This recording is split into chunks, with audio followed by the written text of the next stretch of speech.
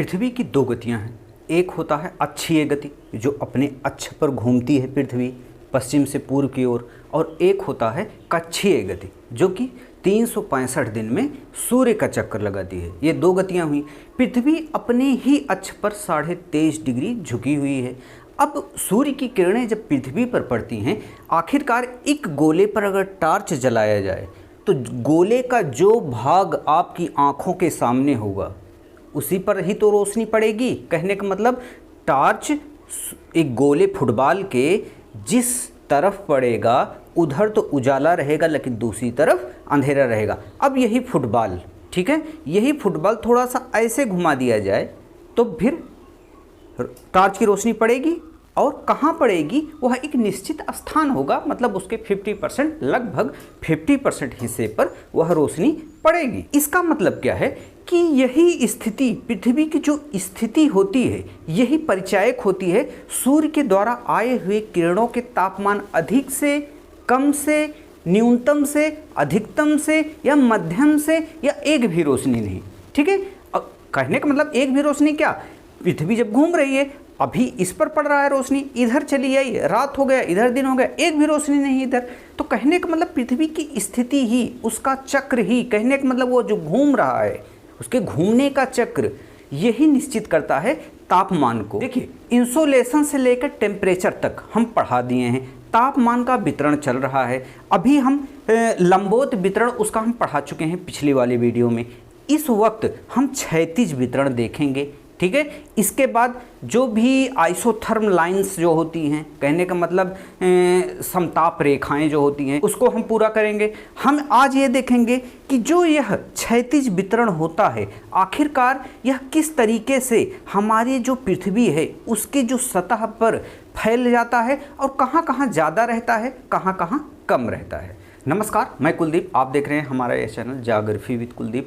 हम यहाँ पर ज्योग्राफी पढ़ाते हैं। इस वक्त हम तापमान पर हैं। तापमान का हर एक बिंदु लेकर चलेंगे और हर एक एग्जाम के लिए यह वीडियो लाभदायक होगा। आप फटाफट चैनल को सब्सक्राइब कर लीजिए, लाइक करिए, और यह वीडियो दूसरों को भी शेयर कीजिए ताकि किसी और को भी यह वीडियो देख करके अपने एग्जामिनेशन के लिए मदद मिल सके। देखिए, कुछ बातों को अपने दिमाग में हमेशा रखे रहिएगा कि किस तरीके से पृथ्वी की स्थिति है, सूर्य की स्थिति है, सूर्य की रोशनी है, और कहने का मतलब सूर्य की किरणें एक ही साइड में चलती हैं, कभी मुड़ती नहीं है। तो इस सब के बावजूद पृथ्वी पर जो तापमान है वह किस तरीके से वितरित है पृथ्वी की सतह पर पूरे, और हम प्राणी, जीव जगत, वनस्पतियाँ उस पर जीवित हैं। देखिए, सबसे पहले हम देखते हैं, मान लीजिए ये पृथ्वी है, ठीक है। अब यह पृथ्वी यहाँ से 0 डिग्री अक्षांश रेखा, देखिए अक्षांश देशांतर हम बहुत अच्छे तरीके से अपने जीएस वाले पार्ट में पढ़ा चुके हैं। आप पहले उस वीडियो को देख लीजिएगा। अगर आपको अक्षांश और देशांतर नहीं आता है, या आपको उसमें थोड़ा भी कन्फ्यूजन है, आप उसमें जाकर के देख लीजिएगा कि किस तरीके से अक्षांश रेखाएं खींची गई हैं और देशांतर रेखाएं खींची गई। चूँकि ये सब रेखाएं काल्पनिक हैं, लेकिन फिर भी यह पूरे गोले पर यह जो रेखा 0 डिग्री खींची गई, यह आधा कर देती है पूरे पृथ्वी को। ठीक है, अब देखिए, हम देखते हैं यहाँ पर कर्क रेखा और यहाँ पर मकर रेखा। कहने का मतलब 23.5 डिग्री, और ये 23.5 डिग्री, ये 23.5 डिग्री जो है ये भी अक्षांश रेखाएं ही हैं। आखिरकार एक अक्षांश रेखा, 2 अक्षांश रेखा, 3 अक्षांश, तो ये 23 पे आ गया। मान लीजिए 23वां अक्षांश रेखा, तो 23.5 कैसे? ये भी क्या अक्षांश रेखा? तो इसका मतलब क्या है? ये रेखाएं तो काल्पनिक हाई हैं, ये मान लिया गया। 23.5 के 23.25 भी हो सकता है, ऐसा नहीं है। तो कहने का मतलब क्या है? सूर्य हमारा एक बार यहाँ, एक बार यहाँ, एक बार यहाँ, ये साल भर में इतने चक्कर लगाता है। कहने का मतलब क्या है? सूर्य नहीं लगाता है, सच पूछिए सूर्य नहीं लगाता है। हमारी जो पृथ्वी है, ठीक है, नॉर्थ पोल साउथ पोल, ये थोड़ा सा और ऐसे घुमा दिया जाए, मतलब साउथ पोल नॉर्थ पोल को इस तरीके से कर दिया जाए। ये भी, ये झुकाव भी होना तो ऐसा चाहिए था ना, होना ऐसा चाहिए था कि ऊपरी बिंदु नीचे वाला बिंदु, लेकिन ये बिंदु तो है, लेकिन इसको ऐसे ऐसे कर दिया गया। तो ये आ गया इधर इस पर ये दोनों हट गए। कहने का मतलब क्या है कि यह पृथ्वी इस तरीके से हो गई। अब जब इस तरीके से हो जाती है तो सूर्य तो एक ही जगह है, ठीक है, सूर्य एक ही जगह है। अब इस पर सीधी रोशनी, अब अगर इस गोले को ऐसे घुमा दिया जाए इधर की तरफ तो यह जो पोल है यहाँ आ जाएगा। तो इसका मतलब क्या है, सूर्य यहाँ चमकने लगे, मतलब ऐसे हुआ तो ये आ गया 23.5 डिग्री इधर, और ऐसे घुमा दिया गया तो ये आ गया। तो कहने का मतलब इसको हम अच्छे तरीके से पढ़ाएंगे कि जो स्थितियां हैं किस तरीके से परिवर्तित होती है। शायद इसको हम प्रोजेक्टर पर ही पढ़ा सकते हैं क्योंकि यहाँ 3D का मामला है, हम 3D में उसको समझाएंगे आपको, ठीक है। हम बस इतना समझना चाह रहे हैं कि किस तरीके से भूमध्य रेखा हमेशा गर्मी प्राप्त करता है सर्वाधिक साल भर, ठीक है। तो ऐसा क्यों कहा जाता है कि साल भर गर्मी प्राप्त होता रहता है इसको। तो कहने का मतलब यहाँ आया, भले भी सीधी रोशनी इस पर पड़ी लेकिन काफ़ी हद तक इस पर भी पड़ी, यहाँ आया भले भी सीधी रोशनी इस पर पड़ी लेकिन काफ़ी हद तक इस पर भी पड़ी। तो कहने का मतलब ये जो रेखा है विषुवत रेखा, ठीक है, भूमध्य रेखा, तो यहाँ पर आप मैप में देखिएगा जो भूमध्य रेखा गुजरी हुई है 0 डिग्री की अक्षांश रेखा, उस हर एक मैप में आपको दर्शाएगा। तो वहाँ पर वनस्पतियाँ और वर्षा की मात्रा बहुत अधिक होती है।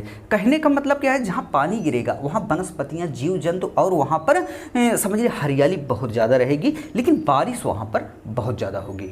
देखिए सामान्यतः हमें ये देखने को मिलता है कि हम जब विषुवत रेखा से ध्रुवों की तरफ जाते हैं तब हमें तापमान कम मिलता है, मतलब टेम्परेचर डाउन होता चला जाता है जब ध्रुवों की तरफ जाते हैं, ठीक है। जब ध्रुवों की तरफ जाएंगे तो यहाँ बर्फ़ हमको मिलेगा, ठीक है, यहाँ बर्फ़ मिलेगा, और यहाँ पर बर्फ़ कभी नहीं आपको मिलेगा, यहाँ सिर्फ वर्षा मिलेगी आपको। अब बर्फ़ और वर्षा का क्या मतलब कॉन्सेप्ट है, इसको थोड़ा समझ लेते हैं। देखिए बर्फ़ क्यों जमी, क्योंकि वहाँ का जल ऊपर नहीं जा पाया, तभी तो बर्फ़ जमा। ये बर्फ़ ऊपर नहीं जा पाया और बादल नहीं बन पाया और फिर बारिश नहीं कर पाया, तो इसका मतलब ये यहीं रह गया, तो वहाँ गर्मी है ही नहीं। वहाँ जब गर्मी है ही नहीं तो वहाँ बर्फ़ जम गया, क्योंकि गर्मी नहीं है तो सर्दी है, ठीक है, सर्दी है तो वहाँ पर बर्फ़ है।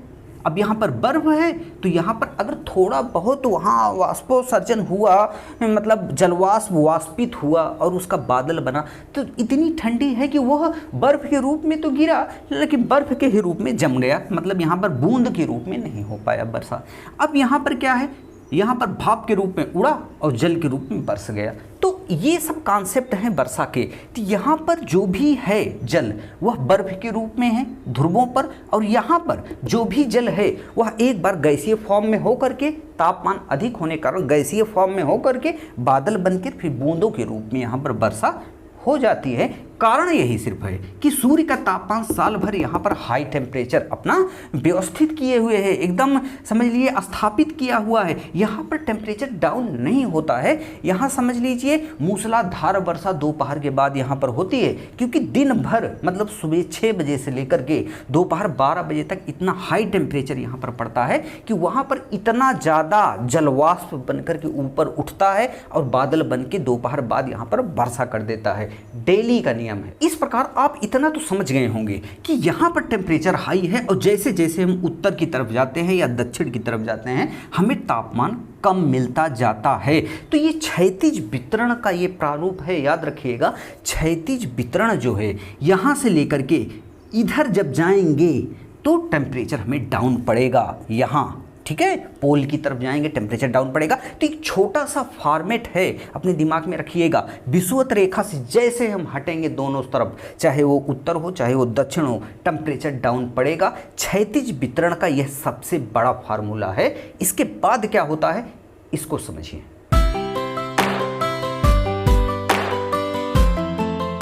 देखिए अब हम यह देखेंगे कि बहुत सारी अक्षांश रेखाएं हैं, ठीक है, बहुत सारी अक्षांश रेखाएं हैं। अब ये अक्षांश रेखा जैसे 180 अक्षांश रेखाएं हैं, तब ये 180 अक्षांश रेखाओं पर सूर्य की किरणें कहीं ना कहीं तो पड़ती ही होंगी। भले भी ये 0 डिग्री पर ज़्यादा पड़ रही है, लेकिन इस पर कम, इस पर कम, इस पर कम, इस पर कम, यहाँ पर 0 मान लो ये हो गया। तो कहने का मतलब यहाँ से लेकर के यहाँ तक या यहाँ से लेकर के यहाँ तक तापमान क्या हुआ, अक्षांश कम गर्म हुए। ठीक है, ये सबसे ज़्यादा गर्म, इससे कम, इससे कम, इससे कम, इससे कम, इससे कम। तो कहने का मतलब क्या है, अक्षांश का देखिए 12 घंटे में सूर्य की किरणों के द्वारा हर एक अक्षांश गर्म होता है, और 12 घंटे में तो कहीं ना कहीं अधिकतम तापमान और न्यूनतम तापमान होगा। कहने का मतलब क्या है, पृथ्वी पश्चिम से पूरब घूम रही है। अगर यह देखिए ये सूरज है, अब ये पश्चिम पूरब ऐसे ऐसे घूम रही है, तो यहाँ पर पढ़ते पढ़ते उस गोले पर, मतलब एक अक्षांश तो पूरी पृथ्वी पर है, वह सिर्फ एक लाइन है, देशांतर नहीं है। देशांतर तो सिर्फ एक लाइन और उधर दूसरी लाइन, लेकिन ये अक्षांश क्या है, पूरे गोले पे एक रिंग बना दी जाए, एक लाइन। आप अक्षांश देशांतर को पिछली वीडियो में पढ़िए, पिछली नहीं हमारे जीएस वाले पार्ट में अक्षांश देशांतर को पढ़िए, पूरे समझ में आ जाएगा। अब देखिए एक अक्षांश है, अक्षांश पे सूर्य की किरणें 12 घंटे तक किसी न किसी स्थान पर पड़ती जा रही हैं, तो हर एक अक्षांश का अपना एक पर्सनल टेम्परेचर है। अब वह 12 घंटे में, मतलब 24 घंटे में, तो कहीं ना कहीं न्यूनतम और अधिकतम होता ही रहता है। अब यही न्यूनतम और अधिकतम तापमान को क्या कहेंगे, औसत तापमान। ठीक है, उसका औसत तापमान ही वहाँ के टेम्परेचर को निश्चित करता है। ठीक है,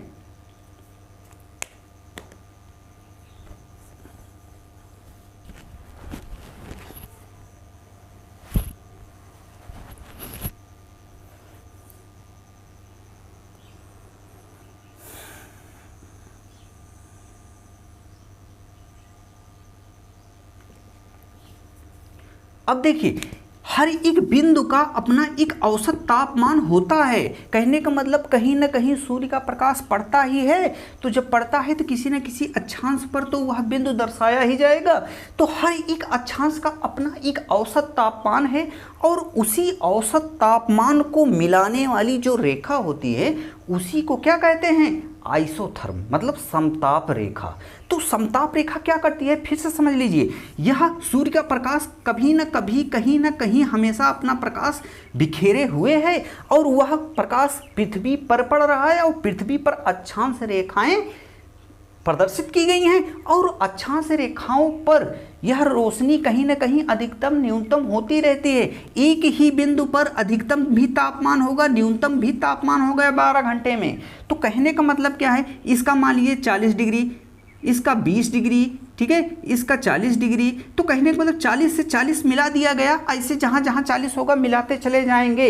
अब मिलाते जब चले जाएंगे तो उसको समताप रेखा या आइसोथर्म के नाम से जाना जाएगा। अब ये देखते हैं, यह जो रेखा होती है यहाँ से लेकर यहाँ, फिर मान लीजिए यहाँ 40 तो यहाँ, तो इस तरीके से आइसोथर्म मतलब समताप रेखाएं खींची जाती हैं पृथ्वी के पूरे गोले पर। तो कहने का मतलब क्या है, यह जो हम यह देखते हैं समताप रेखाएं हैं, यह रेखाएं पश्चिम से पूरब की तरफ घूम करके खींची जाती हैं।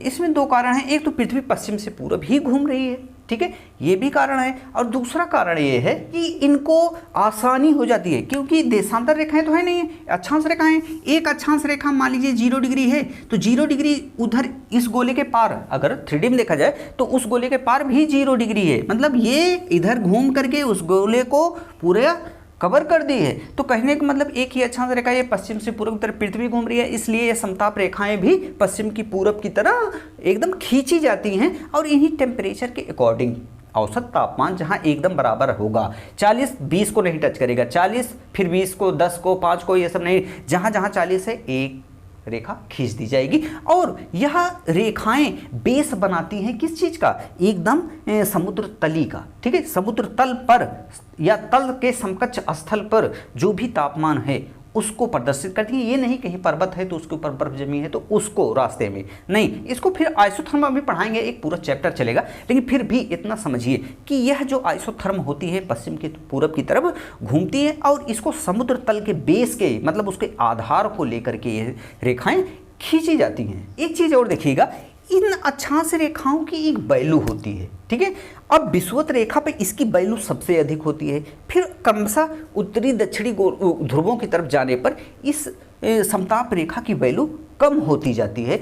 इसको कैसे करते हैं थोड़ा हम बताते हैं। देखिए, अगर हम यह पृथ्वी मान लें, ठीक है, ये है विषुवत रेखा, सूरज ये है, ठीक है। अब सूरज अपनी रोशनी जब छोड़ा तो हुआ क्या कि यह रोशनी विषुवत रेखा सबसे सर्वाधिक है। अब सूरज कहाँ तक जाता है? 23.5 डिग्री, ठीक है। दोनों गोलार्धों में 23.5 डिग्री तक अपनी रोशनी सीधी बिखेर सकता है क्या? सूरज, ठीक है। इसके ऊपर सीधी रोशनी इसकी नहीं पड़ती है, ठीक है। समझ में आ रहा है? अगर हम यूपी में हैं, बिहार में हैं, ठीक है, यहाँ तक पश्चिम बंगाल में हैं, अब उत्तराखंड है, यहाँ राजस्थान है, यहाँ सब क्या होता है, अपने सर के ऊपर, कभी आपके सर के ऊपर सूरज नहीं चमकेगा, ठीक है। क्योंकि यह कर्क रेखा कहाँ से गुजरती है? गुजरात, एमपी, छत्तीसगढ़, मिजोरम, मणिपुर, पश्चिम बंगाल, ठीक है, ये सारे स्थानों से यह कर्क रेखा होकर गुजरती है। अब इसके समझिए लाइन के अंदर, मतलब इस लाइन के दक्षिण में जितने भी शहर होंगे वहाँ पर गर्मियों में सर के ऊपर क्या चमकता है? सूरज। लेकिन हमारे यहाँ, चाहे हम दिल्ली में हों, चाहे हम लखनऊ में हों, चाहे हम पटना में हों, चाहे हम कलकत्ता में हों, हम कहीं पर भी हों, अगर कर्क रेखा के ऊपर हैं तो हमारे सर पर कभी सूरज नहीं चमकेगा। तो कहने का मतलब क्या हुआ? सूरज हमेशा 23.5 डिग्री पर ही, 23.5 डिग्री के बीच में ही रहेगा। अब वह एक बार यहाँ पर, एक बार 23.5 डिग्री, एक बार यहाँ। ये वैल्यू 23.5 डिग्री का जिक्र क्यों हुआ भला? 23.5 डिग्री इसीलिए यह प्रसिद्ध हुआ कि सूरज इसके आगे नहीं जाता कभी, फिर यहीं से लौट आएगा, यहाँ चमकेगा, फिर यहीं से लौट जाएगा, इस इतने को सर्वाधिक गर्म करेगा। और जो समताप रेखाएं होती हैं इसकी वैल्यू क्या होती है? सर्वाधिक यही जो हैं तो पूरे में, ऐसा नहीं है, लेकिन यह कर्क और मकर रेखाओं के बीच में ही जितनी समताप रेखाएं हैं इनकी वैल्यू सर्वाधिक है। वैल्यू का मतलब क्या है? जैसे यहाँ पर 40 है, यहाँ पर 20 है, यहाँ पर 10 है, यहाँ पर 20 है, यहाँ पर 10 है। कहने का मतलब 0 डिग्री के ऊपर 20, 10, ठीक है, 20, 10, 40। तो कहने का मतलब क्या है? फिर जितनी आएंगी ये कहीं 5 की होंगी, कहीं 2 की होंगी, कहीं समझ लीजिए 1 की होंगी, कहीं 0 हो जाएंगी। उसमें क्या मतलब, फिर खींची ही नहीं जाएंगी। तो कहने का मतलब सर्वाधिक वैल्यू 23.5 डिग्री। क्यों? क्योंकि तापमान को ही प्रदर्शित करता है यह समताप रेखा कि एक ही तापमान, तो सर्वाधिक तापमान मिलेगा तो कर्क और मकर रेखाओं के बीच में ही, क्योंकि सूरज हमेशा इन्हीं के बीच में ही तो चमकता है। अब जहाँ चमकेगा सूरज वहीं रोशनी ज़्यादा होगी, जहाँ रोशनी ज़्यादा होगी वहाँ तापमान ज़्यादा होगा। तो ये समताप रेखाएं एक ही तापमान को जब जोड़ती हैं, एक ही तापमान के बिंदुओं को जब जोड़ती हैं, तो इसका अर्थ क्या हुआ कि 23.5 डिग्री के बीच में ही जितने भी टेम्परेचर हाई हैं उन्हीं को प्रदर्शित करते हुए जाएगा। और इसका वैल्यू इसी के आधार पर होगा कि कर्क और मकर रेखाओं के बीच में जो भी टेम्परेचर एक समान है उनको मिला करके प्रदर्शित कर देना, ठीक है। अब यही चीज़ समझ लिए समताप रेखाओं के बारे में अभी हम बहुत कुछ जानेंगे अगले चैप्टर में, लेकिन आज हम सिर्फ इतना ही जानेंगे कि जो क्षैतिज वितरण है ये किस तरीके से प्रदर्शित किया जाता है हमारे पृथ्वी के पूरे डायग्राम पर। तो कहने का मतलब 0 डिग्री यहाँ, 0 डिग्री अक्षांश से 90 डिग्री अक्षांश के बीच में, यहाँ पर 0 डिग्री से हाई टेम्परेचर और 90 डिग्री पर लो टेम्परेचर। कहने का मतलब जैसे जैसे हम ऊपर जाएंगे और नीचे जाएंगे तो हमें कम टेम्परेचर मिलेगा और सर्वाधिक टेम्परेचर 0 डिग्री पर मिलेगा। अभी तक हम ये क्षैतिज वितरण तो देख लिए, लेकिन पिछली वीडियो में अगर हम देखे थे तो पृथ्वी की जैसे तली से ऊपर उठते हैं तो टेम्परेचर साधारणतः कम होता था पृथ्वी से जब ऊपर उठते थे, ठीक है। अब 0 डिग्री से जब 90 डिग्री की तरफ जाएंगे तो टेम्परेचर कम होगा, और 0 डिग्री से जैसे ऊपर की तरफ जाएंगे टेम्परेचर कम होगा, ठीक है। और किन किन आधारों पे होगा इसको हम पढ़ा चुके हैं, और हमारे इन्वायरमेंट की कितनी लेयर हैं यह जीएस वाले पार्ट में हम पढ़ा चुके हैं। आप वहाँ पर जाकर के देख लीजिए कि वो किस तरीके से वह टेम्परेचर वितरित किया गया है, वहाँ पर कहाँ तक टेम्परेचर उठता है, फिर कहाँ पर बंद हो जाता है, फिर कहाँ पर स्थिर हो जाता है, सारी चीज़ें हम उसमें बता चुके हैं, ठीक है। अगले वीडियो में हम आपको मिलेंगे किस चीज़ के साथ? आइसोथर्म, मतलब समताप रेखाओं के बारे में हम बताएंगे किस तरीके से पूरे विश्व के तापमान पर, मतलब विश्व के पूरे मैप पर जो उसका तापमान है उस चीज़ पर किस तरीके से ये आइसोथर्म खींची जाती हैं लाइनें, कहाँ कहाँ टेम्परेचर अधिक मिलता है, कहाँ कहाँ कम मिलता है, समुद्रों पर क्या हो जाता है, आइसोथर्म की स्थिति क्या हो जाती है, जो लाइन होती है उसकी क्या हो जाती है स्थिति, और यहाँ पर की बर्फ़ है, जहाँ पर पहाड़ है वहाँ पर इसकी स्थिति क्या हो जाती है। अब हम टोटल देखिए, क्षैतिज वितरण में सिर्फ इतना ही चीज़ है कि यहाँ 0 डिग्री से 90 डिग्री तरफ जाने पर टेम्परेचर कम होता है। यहाँ से सारे प्रश्न पूछे जाते हैं, कहाँ से, आइसोथर्म से, ठीक है, समताप रेखाओं से, किस तरीके से समताप रेखाएं खींची जाती हैं, कहाँ पर खींची जाती हैं, और उनकी लाइनें हमेशा टेढ़ी मेढ़ी होती हैं। अब स्थल और समुद्र का अपना टेम्परेचर का क्या फॉर्मेट है, जिस वजह से ये समझिए स्थल से समुद्र पर या समुद्र से स्थल पर आने पर ये आइसोथर्म लाइंस किस तरीके से मूवमेंट करती हैं, मतलब कि मुड़ जाती हैं, ठीक है। यह चीज़ हम अगले वीडियो में देखेंगे। आज सिर्फ इतना ही समझे, ठीक है, टेम्परेचर के बारे में। ये क्षैतिज वितरण आज खत्म हो गया। अब हम आपको कल समझाएंगे कि ये समताप रेखाएं आखिरकार है क्या, ठीक है। आप देख रहे थे ये हमारा चैनल ज्योग्राफी विद कुलदीप। आप वीडियो को लाइक करिए, शेयर करिए, सब्सक्राइब करिए। मिलते हैं अगले वीडियो में हम आइसोथर्म के साथ। तब तक के लिए जय हिंद, जय भारत।